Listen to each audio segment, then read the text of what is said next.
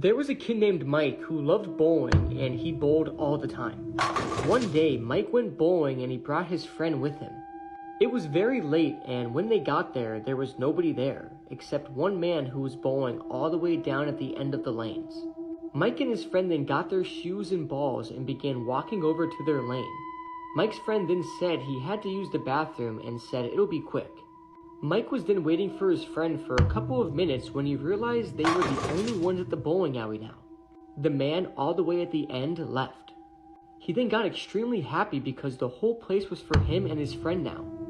But 20 minutes then went by and Mike's friend was still not back from the bathroom. Mike then went to the bathroom to check on his friend, but he wasn't there. Mike then came out of the bathroom and noticed the man from before was back. And he was bowling with something that did not look like a ball. Mike then walked closer, and as he got a closer look, he almost passed out. He realized that the man was bowling with his friend's decapitated head.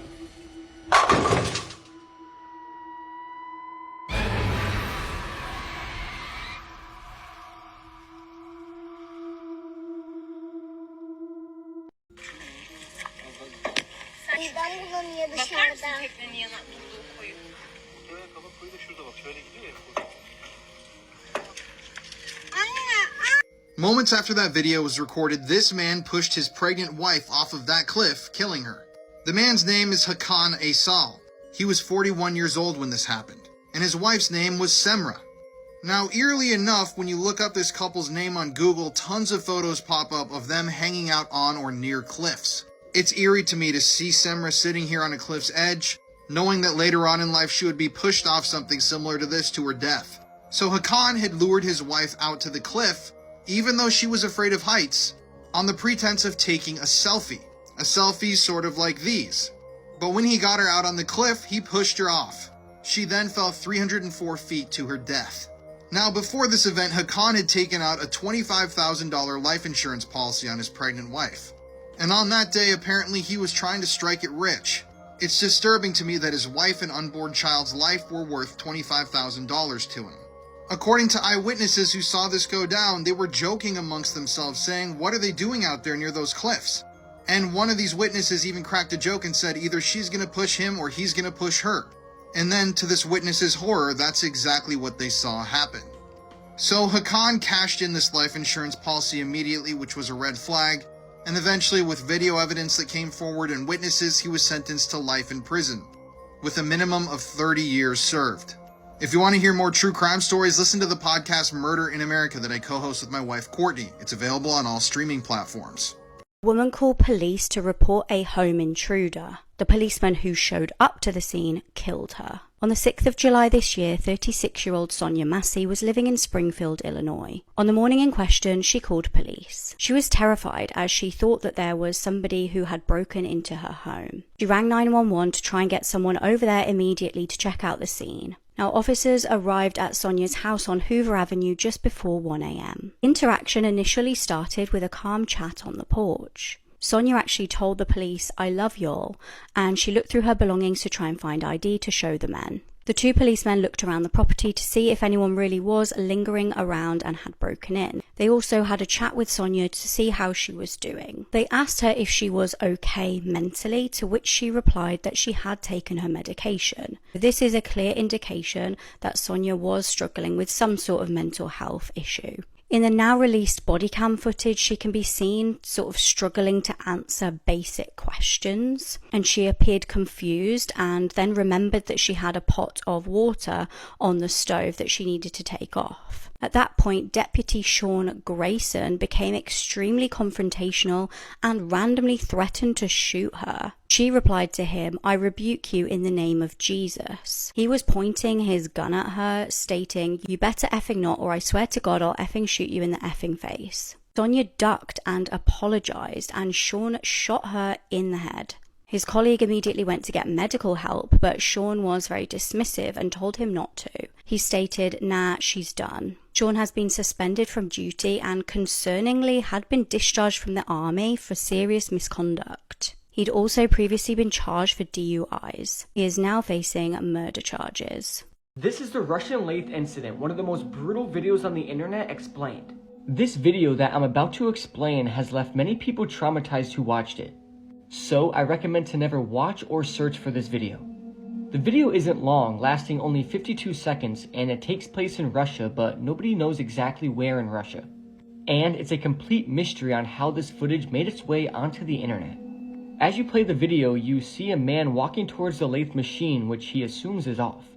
The man is wearing baggy clothes and some kind of jacket, and wearing loose clothing around a lathe machine is a no-no, since it can be sucked up into the machine, as this man sadly found out.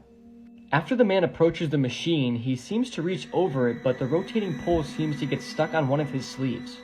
And it then drags the man into the machine. Initially, it doesn't kill the man, and instead it traps his arm around the rotating pole, and the machine appears to stop. But after a couple of seconds, the machine seems to start up again, and this time dragging the poor man's entire body into the machine, rotating it around and around and around, and it's extremely graphic. As his limbs hit the ground after each rotation, you see red mist appear, and after a few more seconds, chunks of flesh and body parts start to fly off the machine. A man then walks into the shot, and he sees what's happening to his co-worker. And with a look of shock, he turns off the machine, but it was sadly way too late. His co-worker's body had been completely torn apart into multiple pieces, and the machine is a complete bloody mess. There is a collection of still images from the aftermath of the incident, which shows how unrecognizable the man's body is. In one photo, you see what appears to be a tibia with no flesh around it lying on the ground, and in another photo, you see the victim's severed and crushed head underneath the machine. It's absolutely disturbing and awful to look at. This video is extremely hard to watch and explain, and it's very gruesome and disturbing. Whatever you do, stay away from watching this video because you will most likely regret it. It's a very viral video, and it's a video of a dirtbag rider who found a missing girl. I've seen this video. See her? Sorry? Yeah. In the video, he says he thinks he just saw a girl named Carly Gousset. But the only thing was, that wasn't actually Carly Gousset. He basically used that as like clickbait, and it was just misinformation that spread like wildfire. Carly Gousset was actually a 16-year-old girl who went missing back in 2018. She told her family that she was gonna go to a football game at her high school, but in reality, she lied to her parents, and she ended up going to a party with her boyfriend and another friend. During the party, she ends up smoking weed. She starts getting like paranoid to the point where she starts to get scared of the music, scared of her boyfriend, and she ends up calling her stepmom to come pick her up. Stepmom's name is Melissa, and to pick her up at Highland Park, which wasn't really that far from her house, maybe like 15 minutes away. Melissa goes to pick her up, but when she gets there, she's nowhere to be found. She manages to find her about a mile away from where the party was at. When they get home, it sounds like the weed was laced with another drug. She even records an 8-minute convo of her talking to Carly in the means to teach her a lesson. You're gonna kill me. Carly, listen to what you just said to me. That you're going to kill me. Don't kill me. Why would I kill you? She starts saying she wants to go to the hospital, but the parents never take her to the hospital. It gets to a point where Carly ends up going to sleep. Stepmom wakes up for the day. She sees that Carly's phone is on the counter, the door is slightly open, and Carly's missing from her bed. She's gone. This is where like everything doesn't really make any sense, because After a child went missing for 11 days, this is the moment when everyone held their breath. It was August 2014. Karina Chikitova was 4 years old, living in the Sakha Republic in Russia. She loved dogs and spent a lot of her time with the puppies in the local area. One she took a particular shine to was an Alsatian named Naida. On the day in question, Karina was outside and her mum was indoors doing her daily tasks. It was a pretty safe community, and the family felt comfortable letting little Karina play outside on her own. Now, Karina at this point saw her dad heading out of the village, so she tried to run up to catch up with him. However, she just simply couldn't keep up. She was a very, very little girl. Soon, he was out of sight and she was lost. Although it was summer in the Siberian wilderness, it got increasingly colder towards the evening. As day turned to night, the temperature plummeted below zero. There was also the added danger of wolves and bears in the forest. Now, Karina's mum and Nan suddenly noticed that the child had vanished. They were obviously concerned, but they actually at this point presumed that Karina had gone with her dad. They were horrified later that night when the dad came home without the little girl. Like something from a Disney film though, Naida the dog stayed close by the side of Karina. The dog made sure to keep the little girl warm during the harsh nights. The pair both got drinking water from the rivers. Meanwhile, a huge search was underway for the child. 100 volunteers banded together to scour the local area for any sign of her. They even used helicopters, but after 9 days, there was still no sign. Her family feared the worst. Suddenly, though, the dog came back to the village. Naida led the villagers to where the pair had been. However, the dog seemed confused and lost, but was clearly trying to tell everybody something. It wasn't until day 12 that they had a shock. In amongst some grass, they spotted the arms of a child. It was Karina, nestled in to try and keep warm.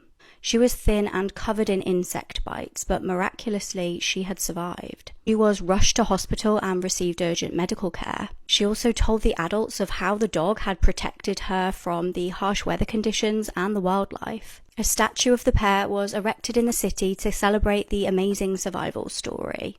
Alana Turner's body has just been found a year after she mysteriously disappeared, and only 900 feet from where her car was found abandoned. This story is incredibly heartbreaking. So, 28-year-old Alana disappeared on March 10th, 2023. The night before she disappeared, she was staying with a friend in Silsbee, Texas, but when that friend left for work, Alana appeared lost and confused. She reached out to a friend in Austin and told him that she didn't know where she was, so it's believed that she was planning on driving to Austin. But later that day, she ended up at a house in Tomball, Texas, and fell asleep in her car in the driveway. The woman who owned the house didn't know Alana at all, and when she refused to leave the driveway, the woman called the police. When police arrived, they tried to open up her door, but Alana backed up and almost hit one of the deputies. She then crashed into a fence on the front lawn. A deputy then grabbed a 2x4 piece of wood and broke in Alana's driver's side window, which made her drive off, and she ended up crashing into a wooded area about a mile away. She then got out and started running barefoot into the woods, leaving behind her purse and phone. This was the last time that she was ever seen alive.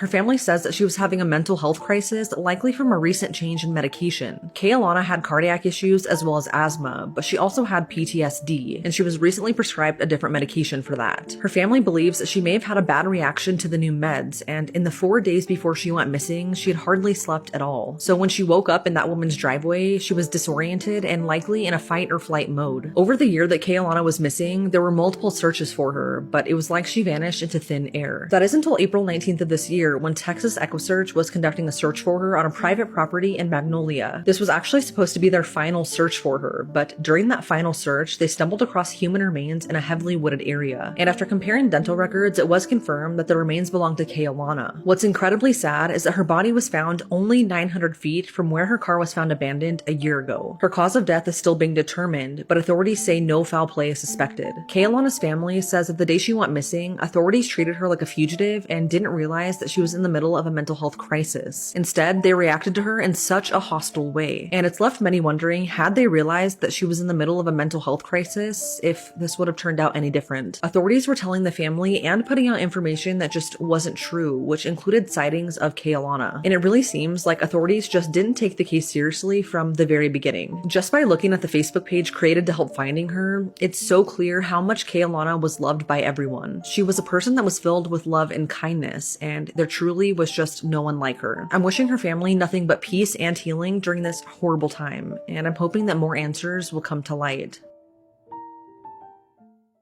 Hammer coined the phrase, "You can't make this stuff up," might have known the story of real-life boogeyman, Albert Fish. A slight, elderly man with grey hair, no one suspected the kindly single father of being sadistic child murderer and cannibal. Tell me a ghost story that sounds completely unbelievable but is entirely true. In high school when I was younger, something pretending to be my mom came into my room late at night, and it wasn't her. So my family actually lived in a haunted house. It was crazy because we built the house and there was nothing on the land before. But literally on the very first day that we moved in, my mom and dad and I brought boxes to the house and left my sister there while we went back to our old house to pick up more boxes. And by the time we came back with the new boxes, my sister was trying to take the screen off of our window and climb out of the house because she said she heard men in the kitchen talking, so she had locked her bedroom door. And yeah, she was the only one in the house at the time. So let's fast forward a little bit. It's October of 2013. Stuff had been happening in the house. My sister and I kept telling my parents that there's things that are going on, but they weren't really believing us. It was kind of like a horror movie. So it's October 2013. I'm sitting in my bedroom. Here's my room. My sister's room is right here. a long hallway right here, then an open floor plan with a kitchen, living room, and then my parents' bedroom on the other side of the kitchen. So I heard somebody moving around dishes and stuff in the actual kitchen area. So I thought it was my mom. I said, "Hey, Mom, are you out there?" And I heard my mom say, "Yeah," like exactly like that. And I'm like, "Could you bring me a glass of water?" Because I was already in bed. I don't know why I asked that, but I heard my mom respond back and say, "Yeah, I'm coming," like something like that. So I'm thinking I'm getting some water. My mom's going to come, bring it to me. And I heard that. It's so crazy. I hear her walking down the hallway all the way up to my bedroom door. And right when the footsteps get to my bedroom door, silence. Keep in mind, it's pitch black. I'm just in my bed. And I hear my mom, or what I think is my mom, get down on the floor on all fours. I had carpet in my bedroom. And it was like she scurried around my bed, like going around my bed. And I literally was like, "Mom, what the hell are you doing?" And I got up and I took my phone out and turned my flashlight on. The moment I turned the flashlight on, noises stopped completely. And I'm like, oh my God, I get chills. There's nobody in here. There was literally nobody in the room. And shortly after that, my sister came out of her bedroom and was asking what the hell happened. She had heard my mom's voice as well, and she heard me screaming. And that's when we both went and got my parents. And yeah, the story of that is actually insane. We ended up having psychics come to try and cleanse the house. It didn't work. There was a time when my dad thought someone broke into the house, so he got a weapon and was walking around the house trying to make sure no one was in there. No one was in there. Tons of different stuff. We also discovered there might be pioneer settlers buried under the grounds of the house. I went down to the courthouse in South Dakota to look all of it up. And yeah, I could go on for days and days with ghost stories, but that was definitely the creepiest. Hearing my mom's voice and it walking up to my door and then crawling around on all fours. That's some shit that I don't know if people really believe still. I don't know if you're believing this, but that 100% happened to me. And that was one of the reasons why I got into the career of wanting to paranormal investigate. Because once you have an experience like that, you're kind of in the world and you can't get out of it. At least I couldn't. These two brothers killed their dad with a baseball bat, and this case is truly awful. On November 26, 2001, firefighters in Florida were called to a house that was on fire. The firefighters got the situation under control, and once inside the house, they made a disturbing discovery. The owner of the home was a man named Terry King, and they found him sitting with his arms crossed in his recliner chair, with his feet up resting, and blood all over his face and the walls. At first, those at the scene believed the heat of the fire had caused Terry's head to crack like an egg. But as they looked closer, they realized Terry's head had been caved in with a blunt instrument. And sadly, Terry was just 40 years old at the time of his death. In 1985, Terry met a woman named Janet French, and they had kids together. Their names was Alex and Derek, and while she was living with Terry, she became pregnant with twins from another man. Janet then left Terry in 1993 when the boys were just 5 and 6 years old. She thought the two boys were a burden in her life and moved away with her twins to Kentucky and changed her name, leaving behind Alex and Derek with their father. Terry was unable to financially provide for the boys, and shortly after the breakup, Alex and Derek were put in a Christian home for children and then given up for adoption. Alex was very distressed after being separated from his father, so he was returned to Terry the following year. Derek, however, stayed with his foster parents until 2001, and as he grew older, he grew more rebellious. He started to become obsessed with fires and things that can cause a fire, so he was sent back to live with Terry. At this point, Alex was 19 and Derek was 13. While the two boys were back with their father, they became acquainted with one of their father's friends, a 41-year-old man named Ricky Chavez, and Ricky had a dark past, a past that Terry had no idea about. In 1983, he was convicted with having an inappropriate relationship with two boys aged 13. The brothers would spend quite a lot of time at Ricky's home and would play video games and smoke in a hidden room. Terry then noticed a change in the boys' behavior, specifically in Alex. Alex started calling Terry by his first name instead of calling him Dad. And because of this, Terry told the boys they can no longer spend any time with Ricky. On the 16th of November 2001, Derek and Alex had taken a backpack, grabbed some things they needed, and left their father's home. Terry then came home and found the boys missing and drove around the area looking for them and called the police. Terry believed Alex and Derek went to Ricky's house, but Ricky said he had no idea where the boys were. A week later, Derek was found 18 miles away at his girlfriend's house. Derek said him and Alex had spent several days in the woods, and Alex was still out there. But this wasn't true. They had indeed been hiding at Ricky's house. On November 25th, one day before the fire, Ricky brought Alex back to his father. Both of the boys were now home, and the next day, November 26th, Terry would be found dead and he was obviously murdered, and the two boys were nowhere to be seen. The police spent the day trying to locate the brothers, but they had no luck at all. One day later, on the 27th, a car pulled up outside the police station, and inside the car was Ricky, Derek, and Alex. The brothers wanted to turn themselves in and told the police the first version of events. The boys told the officers that they feared their father would hurt them for running away, so they came up with a plan to get rid of him before he could. Alex then made a statement to an investigator in which he said, "One of us said, why don't we just kill him? So we looked for a hammer, but we couldn't find one. So Derek pulled out a bat. I think that's what he used. I thought about it, and I thought it would be a better choice to just kill him." Alex then explained that Derek stood over his father as he slept in his chair, with the bat in his hand while Alex stood to the side and watched. Alex then said he hits him with the bat for the first time. It sounded like wood cracking or hitting concrete or something. Blood starts coming out and he keeps hitting him with it. He smashes his face in and I'm just standing there watching. It was obvious he was dead because a little bit of his brains were on the walls. Derek said he was afraid his father would open his eyes again. He was worried about this because as he was hitting him, he was making a gargling sound. To stop him from making this sound, he continued to brutally smash his head in. After the brothers were sure their dad was dead, they set his bed on fire in the other room, hoping the flames would destroy the house and evidence linking them to the murder. The boys then called Ricky, who brought them back to his house for the night. The following day, he brought them to the police station to turn themselves in. Ricky was initially arrested and charged with being an accessory to the murder, as he did hide the brothers and wash their clothing, removing their father's blood. It was then proved from Alex's notebook that Ricky groomed him, and Alex even claimed he was in a relationship with Ricky. On September 6, 2002, Ricky was found not guilty of the murder. The two boys were tried as adults and faced 22 years to life in prison. But in the end, Derek was sentenced to 8 years and Alex was sentenced to 7 years. And even though Ricky wasn't charged with the murder, he was still facing charges for having a relationship with a minor. Although Ricky was found innocent of this on the grounds that there wasn't enough evidence to convict him.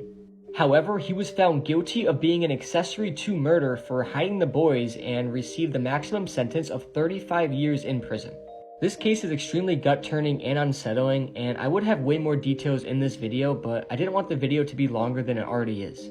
May Terry King rest in peace. He did not deserve this at all, and I don't know why two sons would do this to their father. The man who executed his 3 beautiful sons has been let off the death penalty. Just a warning, the details of these killings are absolutely horrific. It was the 15th of June 2023 in Ohio. 3 sweet little boys expected their day to go as any other day would go for them, full of playing, having fun, and laughter. The boys were Clayton, aged 7, Hunter, aged 4, and Chase, aged 3. Chad Doerman, the boys' biological father, and I'm not using the word dad for obvious reasons in this case, came home early from work. He got his sons and his wife Laura to go and have a nap with him in the main bedroom. His stepdaughter Alexis was in the house at the time. What he did next was like something out of a horror film. Shortly after lying on the bed with him, he reached down, pulled out a weapon, and shot at the boys. His wife, startled by what had happened, immediately jumped up and screamed for the other boys to run. She started trying to help her son who had been shot.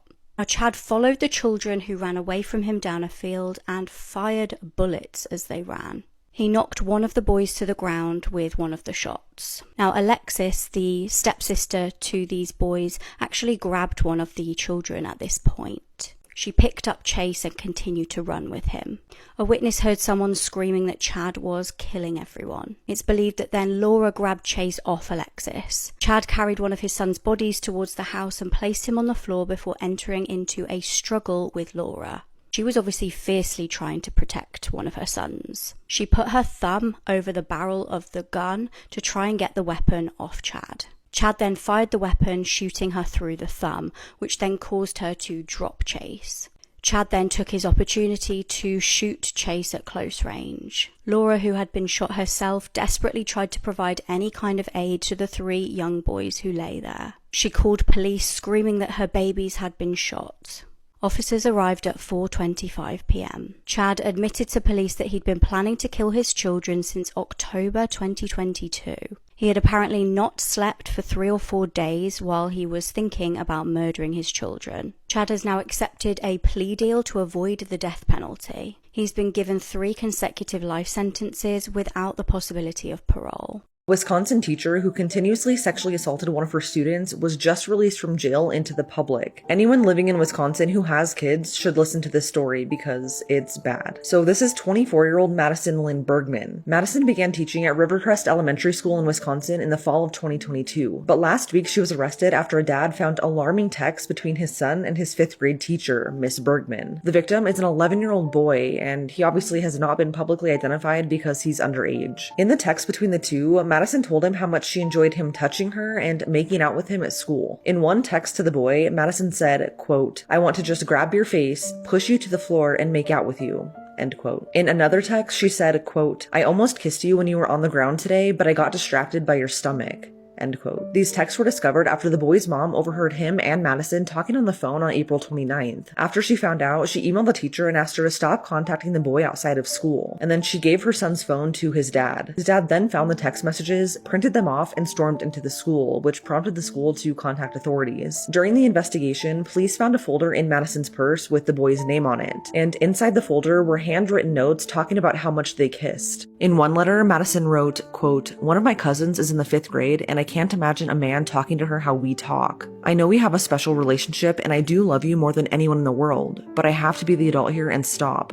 According to reports, Madison goes into detail in the letters saying how much the boy turns her on and how she's obsessed with him. Authorities then found a letter in the boy's desk for Madison that said, quote, "I love you so much it hurts." End quote. So obviously Madison was arrested, and when questioned about everything, she told police that she had a close relationship with the boy's family, and she said that she got his cell phone number back in December when the boy's family invited her to go skiing with them over winter break. She said the reason she got his cell phone number was just as a precaution in case they got separated at the park. But according to the boy, he said he texted his teacher almost daily ever since that trip. The boy also told authorities that they had kissed several times in the classroom since March, and Madison would often sit next to him during independent reading time and touch his thigh. Madison has since been charged with 1 count of first-degree child sexual assault. But what's absolutely outrageous is that she was just released from the St. Croix County Jail back into the public on a $25,000 bond. And to make matters worse is that it was a $25,000 signature bond, meaning she was released without actually having to pay anything. Her next court date is set for May 30th, and she's since been put on unpaid administrative leave. In the meantime, she's not allowed on school property or at school events, and she can't be in contact with the students, their parents, or staff at the school, as well as anyone under 18. Madison was also just about to get married in July, but because of all of this, her fiance has called off the wedding. The fact that she's just walking free in the public right now is sickening to me. If you're in the community and have kids, just be careful.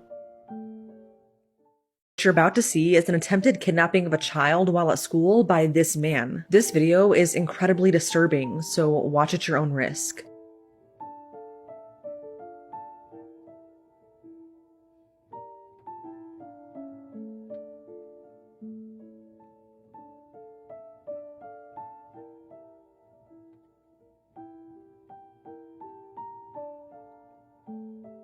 This is 33-year-old Solomon Galligan. He's a registered sex offender who recently tried to kidnap a young boy at school. At around 2:20 p.m. on April 19th, he walked onto the playground of Black Forest Hills Elementary School and approached the 5th graders who were at recess. After a few minutes, he lunged at the children and tried to grab a young boy before tripping and falling over a blanket that he was carrying. Solomon then got back up and tried going after the boy again, but the other kids ran away and started yelling "stranger danger," which is what caught the teacher's attention and made Solomon leave the school property. Obviously, because because of this, authorities were notified, and the boy who Solomon targeted told police his description and that he had white powder on his face and smelled like alcohol. The Cherry Creek School District then emailed the parents explaining what happened and said that if they wanted to pick up their kids as a result, that it was okay to do so. And after seeing this email, one of the parents saw a man fitting Solomon's description at a nearby Walgreens and contacted authorities. It was there that police found Solomon, who asked to be taken to the hospital after claiming to have been assaulted. After taking him to an urgent care, an officer ran a background check on him and found that he was a registered sex offender. Solomon was then arrested and has since been charged with kidnapping and child abuse. He is currently being held in the Arapahoe County Jail on a $25,000 bond. What's incredibly alarming is that Solomon has a lengthy criminal history which includes charges of assault, burglary, and sex crimes. In 2011, he was convicted on a charge of non-consent sexual contact, and according to his family, he's been in and out of jail for the past 12 years, but he always gets a slap on the wrist and is let out. Solomon's family says that his troubles really began when he was 16 years old and diagnosed with schizophrenia and bipolar disorder. They said that he ran away a lot and always seemed to get into trouble, but he ran away for good when he was 18 years old. He reportedly ends up in jail every 6 months or so, and his family says that that's the only time that they ever know where he's at. They also said that they're happy when he's in jail because he's not out causing harm to innocent people. His family thinks that the system is failing him and his victims because of the horrible cycle of being arrested, then being deemed incompetent to stand trial because of his mental health. He's then sent off to be institutionalized, but every single time there's always a shortage of beds in the mental health facilities, so he's always released back into society. As for the school, the Cherry Creek School District is reportedly launching an investigation into how Solomon went unnoticed for so long on school property. The school released a statement saying that improvements are being made and that they have changed the supervision area so that teachers on recess always have full visibility of the students. They've gone on to say that all staff have been retrained in safety protocols, but it took 10 full days to have the meeting and for these new protocols to be put in place. Because of this, parents of the kids at the school want the principal to be fired and have certain employees be put on administrative leave. But the school won't take any action until the investigation is complete. This story is so scary, and I can't even imagine what it was like to see this man running up to you, especially as a child. Selfies that were taken right before death, Part 1. In 2014, Oscar Reyes participated in the Selfie Olympics and took a photo of himself hanging from his bathroom door. A few seconds later, he slipped and fell, hitting his head on the toilet and dying from severe blood loss. Andrew Macaulay attempted to be the first man to kayak from Australia to New Zealand. He took this selfie and texted his family that he would be home soon, but drowned just 30 miles away from the finish line. In 2011, 3 teens in Utah took this selfie together on the train tracks. It appears to be a happy, ordinary photo, but the glare on the right side of the screen is from the train that runs into them just a few seconds later. Have you ever wondered how accurate police sketches are? I'm going to show you a sketch, then I'm going to show you the person that was arrested, and we're going to see. So this is the police sketch for the man wanted in the Delphi murder case, one of the most high-profile unsolved murders right now. For those who don't know, in 2017, 2 young girls, Abby Williams and Libby German, were murdered while out for a walk in the woods. And a few days ago, this man, Richard M. Allen, was arrested as a suspect in the murders.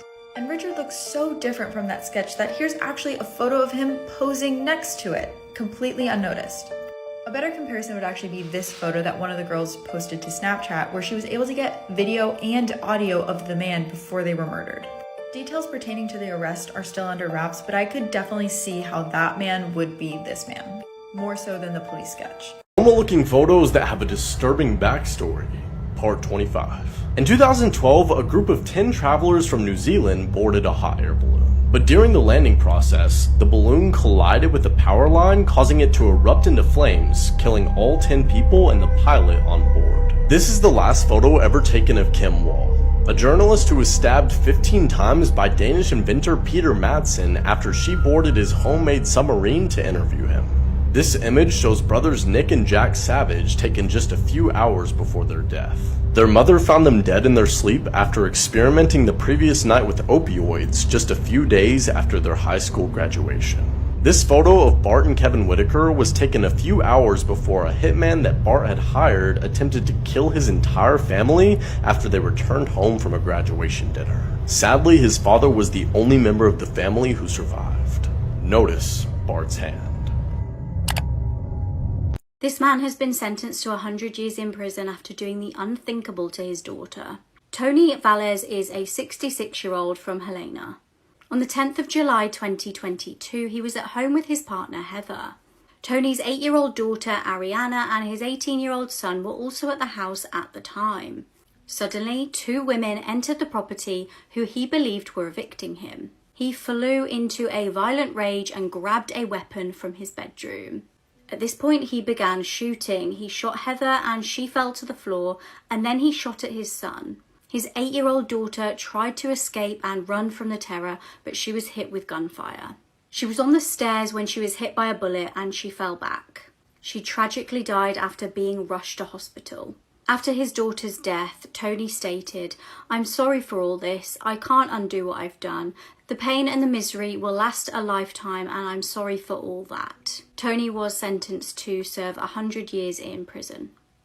This is by far the worst love triangle story I've ever heard of. In September of 2020, 31-year-old Armando Barone murdered his wife's co-worker when he found out that she was having an affair with him. 25-year-old Jonathan Emerald and 33-year-old Brittany Barone worked together at a biomedical device company in New Hampshire. But on this specific day, Armando went through Brittany's phone and lost it when he discovered text messages between Brittany and Jonathan. He beat Brittany so bad that she passed out, but it doesn't end there, and let me warn you, it gets really disturbing. That night, after Armando threatened to take Brittany's life, he took her phone and texted Jonathan pretending to be her. He then lured Jonathan to a park where he shot him 3 times and then drove 200 miles to a campsite where he forced Brittany to decapitate his body. Armando ordered Brittany to bury Jonathan's head in the dirt and told her that once the sun came up the next morning, he would forgive her. He then left Brittany in the wooded area so that she can get rid of evidence, and 2 days later, officers found Brittany at the campsite, and that's when she confessed that something had happened. Brittany was sentenced to 3.5 to 7 years in prison on 3 counts of falsifying evidence, but she has been released. And Armando was sentenced to life in prison without parole.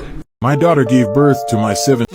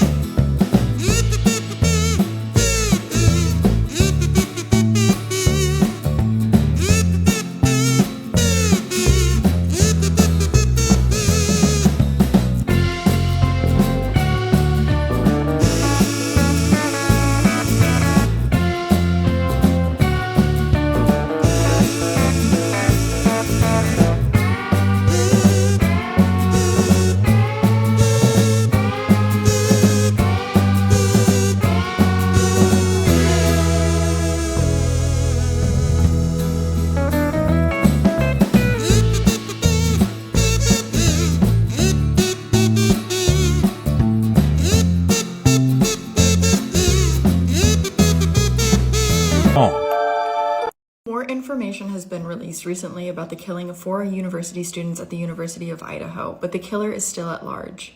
On Sunday morning, 4 students were found stabbed to death in their beds near campus. 2 other roommates were at home at the time upstairs, but both were unharmed. It's believed that their deaths occurred around 3 or 4 in the morning, though the 911 call was not placed until the following day. It's also now believed that they were asleep at the time of the attack. Initially, police believed that there was no further threat to the community, but they have since backtracked that. And as of now, they're looking for a K-Bar brand combat blade that they think was used in the attack. A live stream from a food truck actually shows Madison and Kaylee ordering food hours before the attack happened. In the video, this man can actually be seen behind the girls, walking around and looking at them, leading many internet sleuths to believe that he was somehow involved, but he has since been cleared by the police. Police have also released this updated timeline of events showing that Xana and Ethan were at a party and Maddie and Kaylee were getting food that night. A lot of this information has actually been uncovered by Kaylee's sister, who's taken a lot of the investigation into her own hands. And one thing that she wants people to know is that Kaylee called her ex-boyfriend 6 times that night, an hour before the attack happened. Right now, we don't know if that means anything, but it is something that she wanted out there. Classes have not been canceled on campus, but if you choose to not go, you will not be penalized. And if anyone has any tips or information on this case, you can call a tip line at 208-883-7180. This is the tree video, one of the worst ISIS execution videos you should never go looking for, explained. The video that I'm about to explain is extremely brutal and I don't recommend looking it up. The victim in the video is apparently a US spy and he is wearing an orange jumpsuit like most victims are in ISIS videos. The video is about 40 seconds long and it begins with the victim standing up, but his arms have been chained to 2 trees which forces him to stand up with his arms stretched out. One of the ISIS members then reads a statement accusing the victim of being a spy. 2 young boys who look like teenagers can be seen standing behind the victim. The boys have their arms raised above their heads like they are about to swing something, and upon looking closer, you can see the 2 boys are about to swing swords. The video then shows the 2 boys swinging the swords at the same time, and they cut off the victim's outstretched arms. They managed to cut them off in one swing, but this could be due to editing because ISIS loves doing that. You then get a close-up shot of one of the older ISIS members slitting the victim's throat. The camera sits in a still shot and zooms into the victim's eyes as he is being beheaded. The video then jump cuts and it shows the victim's headless and armless corpse. It also shows the victim's severed arms hanging from the trees by the chains. The video then concludes as an even younger child who is no older than 9 reads out a statement with his foot on the victim's severed head, and this is where the video concludes. ISIS execution videos are extremely hard to watch and I don't recommend ever looking for them or this one. Please do yourself a favor and stay curious because this video is extremely brutal. This former Disney music executive was charged with child sex abuse. This is John Healey himself, who's now in his 60s, and in 2017 he was charged with 3 felony counts of child sex abuse. All of this had happened apparently a decade ago. He was accused of abusing one girl when she was 15 years old and then targeting another 11-year-old girl and abusing her all the way up until she was 15. When he was arrested back in 2017, John's Twitter profile only read one thing: Disney concerts and living to glorify God in all things. Now, when all this happened back in 2017, I read that Disney terminated him immediately from his position. I mean, how could they not? These were some very graphic and disturbing allegations that were made against John. But if you go to his LinkedIn page and you scroll down a bit, it says that he still works at Disney. I don't know what that means, if it's true or not, but it's kind of strange. In fact, I can't even find anything about how this case was ended. Hold up, now this is interesting. So I just stopped and really dug into the research about this guy, and I found that they dropped the charges in 2019 because there was a hung jury. They couldn't reach a decision on whether or not he was actually guilty of these crimes or not. Apparently, according to this news article that I'm reading, the people involved in the case did not want the charges to be dropped, but his defense team argued that since it was the 3rd trial that he was involved in, the case should be thrown out, and the judge complied and just threw all the charges out. So, I don't know, maybe he is still working for Disney, maybe it does make sense, I don't really know. But it should be noted that allegedly the girls that he abused were from his own family. They were family members of his, and obviously they were minors. I guess we'll just never know the truth on this story. Did this child help to solve her own murder? Nicole Koppler was 14 years old from Lima in Ohio. On the 19th of May 1999, she vanished. Her family was understandably very concerned, and this was only amplified when they made a sickening discovery. Up until her disappearance, it was revealed that she'd been spending time with a man called Glenn Fryer who had a criminal record. Disturbingly, this was for SAing a young girl. It would be an agonizing wait for Nicole's family before there were any developments in this case. And horrifically, it would take a 12-year-old girl to be attacked before any light was shone. In 2002, Glenn was charged with R-ing the girl in question. And police ended up searching his house and made a worrying discovery. They found Nicole's ID and her diary. The diary had a very unsettling entry in it dated May the 24th, 1999. This was just 5 days after she vanished. She'd written in the diary entry that she had run away from home intentionally but did want to go back. She wrote in her diary that the people that she was staying with would not let her leave. Unsurprisingly, Glenn became the prime suspect in her disappearance.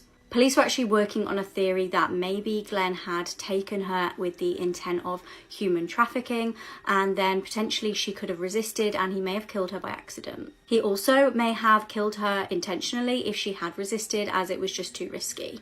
Now, tragically, Glenn was never convicted of anything in relation to Nicole's case because just days after pleading no contest for the 2002 R, he took his own life in his police cell. It then wasn't until 2012 that Nicole's family could finally have some sort of closure in this case.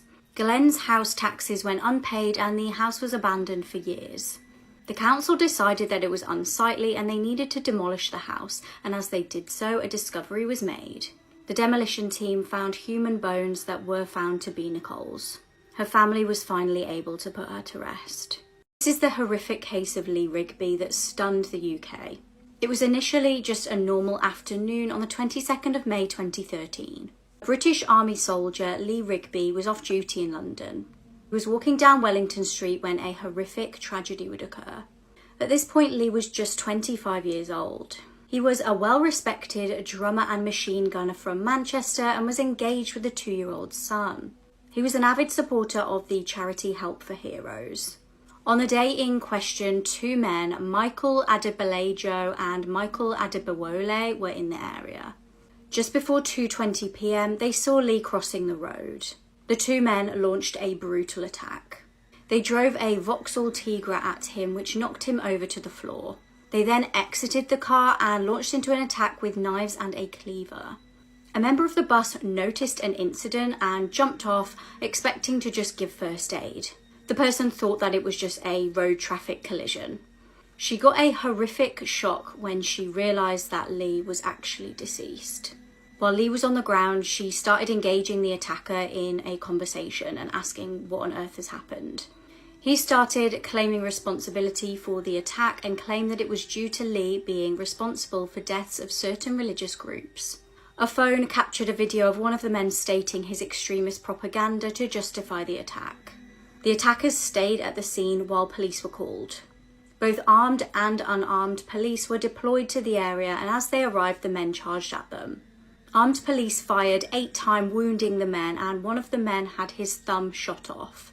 Afterwards, it was revealed that both men were known to British security services. The day after the murder, 8 people were arrested in connection and 6 were freed on bail and 2 released without charge. Both killers were found guilty of murder, the eldest getting a whole life term without parole and the youngest receiving just 45 years. The Lee Rigby Foundation was set up to support bereaved military families. Recently, Lee's son received a Pride of Britain award for his fundraising work for Scotty's Little Soldiers in memory of his dad. This is Roman Polansky, a known Hollywood pedophile, ex-husband of Sharon Tate's, and a very famous film director. I'm going to warn you, this story has some very graphic details, so viewer discretion is advised. So if you don't know Roman Polansky's movies, he directed films like Rosemary's Baby, The Pianist, Chinatown, Oliver Twist. He has so many movies under his belt.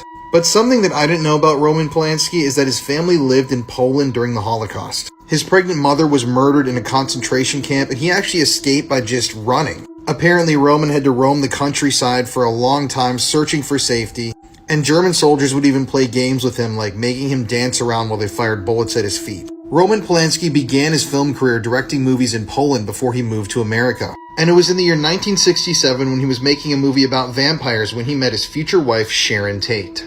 They quickly fell in love and married. Roman Polansky got Sharon Tate pregnant, and she eventually would become the star of one of his biggest movies of all time, Rosemary's Baby. And if you know anything about true crime, then you probably know the end to this story. Sharon Tate was actually one of the victims of the Manson family, headed by Charles Manson.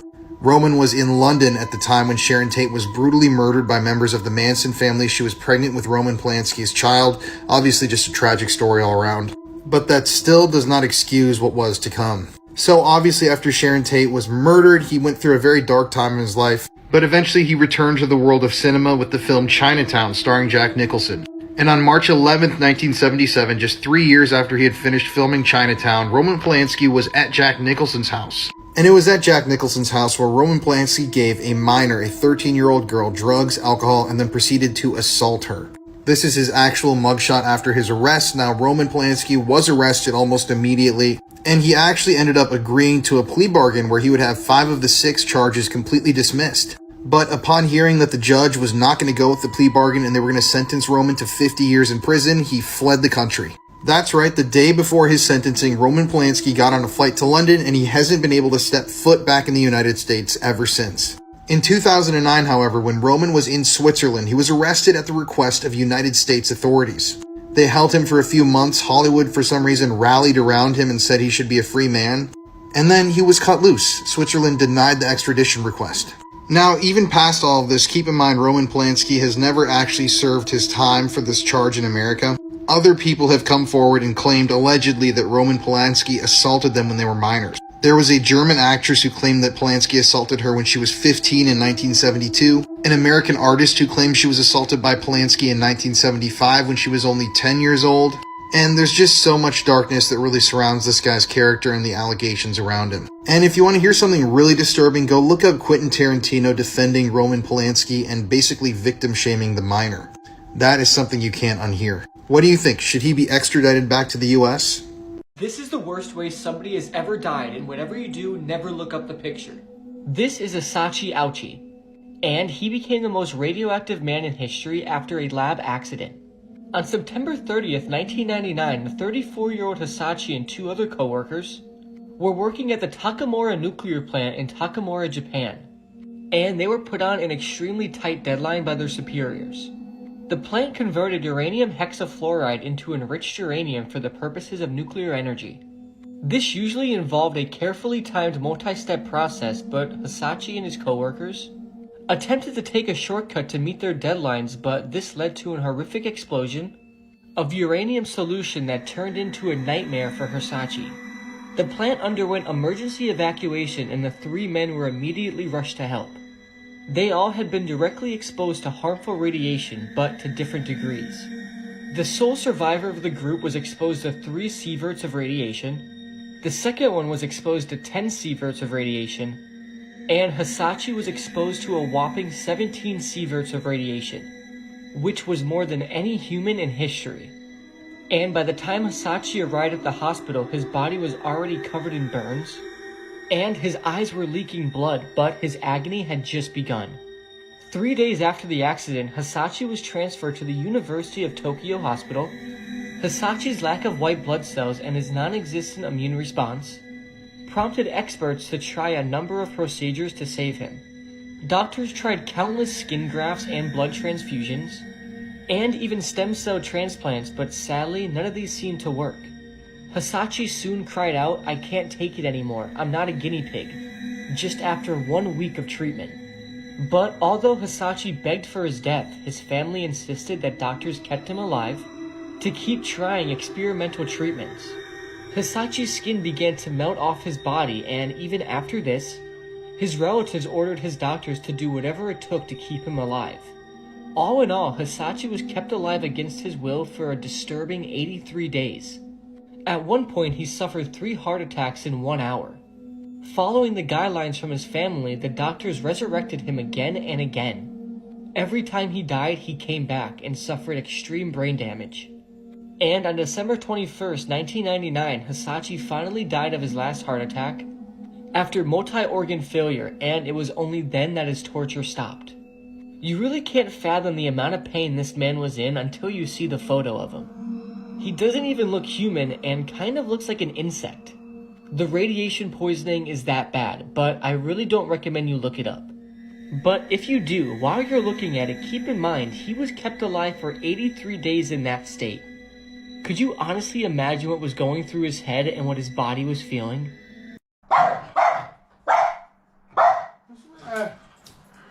What? Look in there, mate. Look in there. What? Look in there. This is one of the worst true crime cases in history. This is the case of Sylvia Likens, who was a 16-year-old girl who, along with her younger sister Jenny, was left in the care of Jarud Benesweski by her parents. Jarud was a single mother with several children of her own. She agreed to take care of the Likens sisters in exchange for a small amount of money every week. The Liken parents were carnival workers and believed their daughters would be safe with Jarud. But that was far from the truth. Things took a horrific turn when Jarud and her children began to subject Sylvia to prolonged physical and emotional abuse. She was physically beaten, starved, and subjected to various forms of torture. Jarud's children and some neighborhood kids also participated in the abuse. Sylvia was kept locked in the basement where she endured unimaginable suffering. Giroud and the children not only beat Sylvia, but they also forced her to write degrading statements all over her own body, including phrases like, "I'm a prostitute and I'm proud of it." Sylvia was also burned with cigarettes, had her head shaved, and was often deprived of food and water. This abuse continued for months.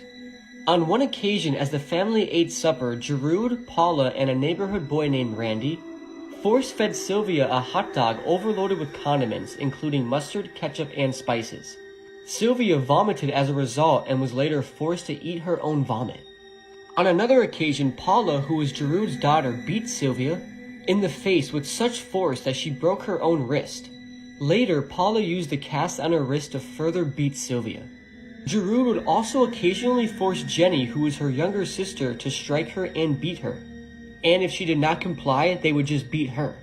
Several of Giroud's children's classmates frequently visited the house to both physically and verbally torment Sylvia.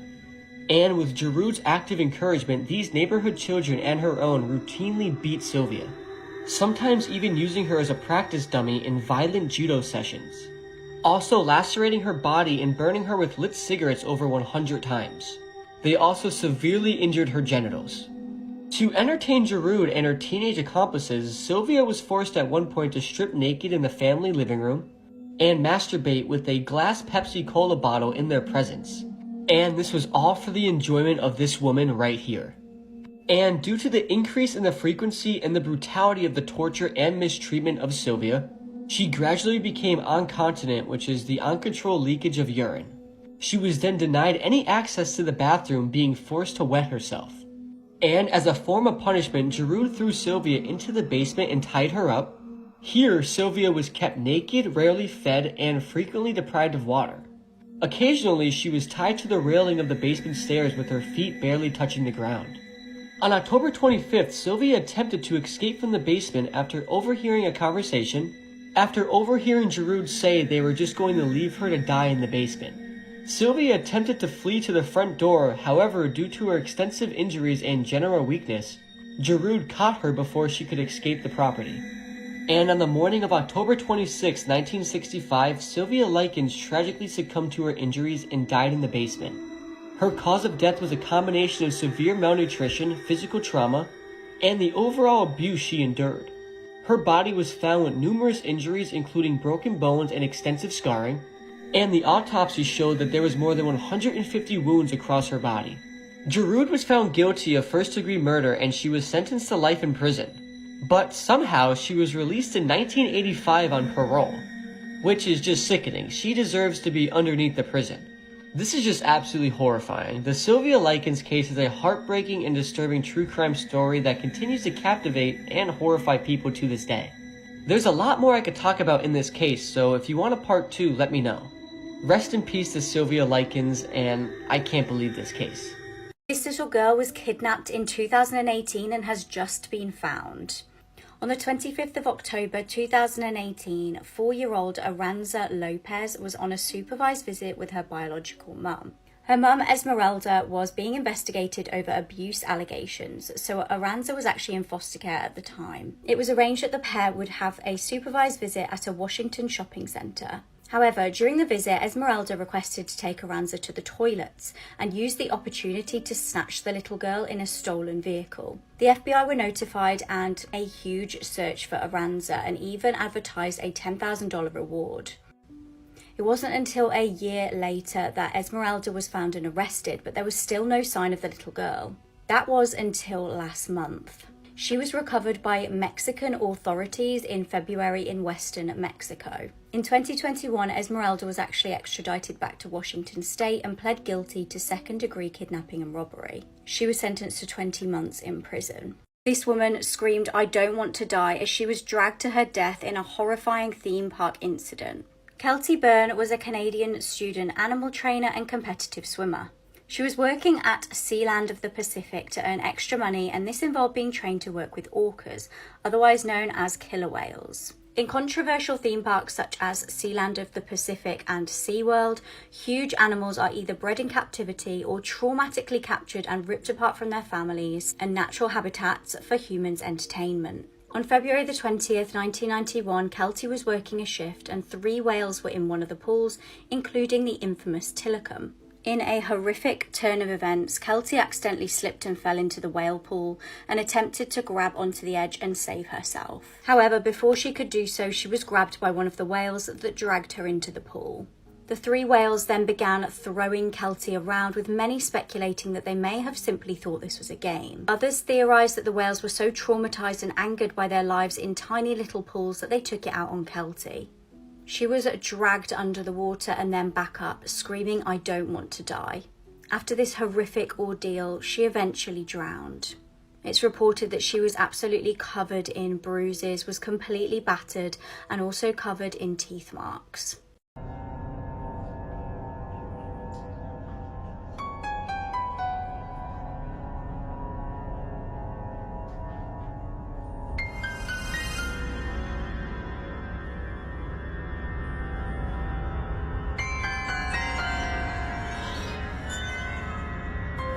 If I didn't know this was a true crime case, I would think it was a disturbing horror film. On the morning of the 7th of October 2022, a barefoot woman was running around Excelsior Springs, Missouri, bashing on people's doors. Witnesses describe her looking like she came straight from a horror film and she was calling for help.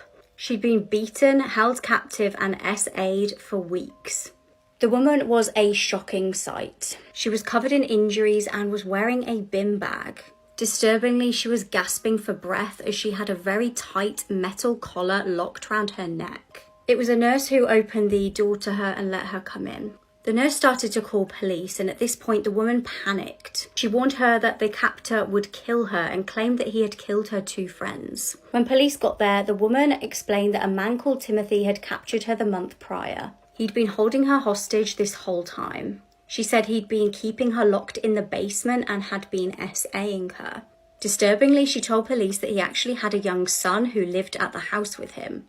When Timothy had taken his young son to school the one day, she used it as her opportunity to escape. Police made their way to the home of 39-year-old Timothy Hazlitt Jr. and found the property did in fact have a basement like the woman described. Timothy was arrested and is facing 9 charges, including first-degree kidnapping. He's being held on a $3 million bond and faces 5 life sentences. Before his arrest, police were actually called to his address 3 times. Twice they were asked to do welfare checks, and this was from an employer and also family members. Police have searched his home with cadaver dogs and they haven't yet released what they know.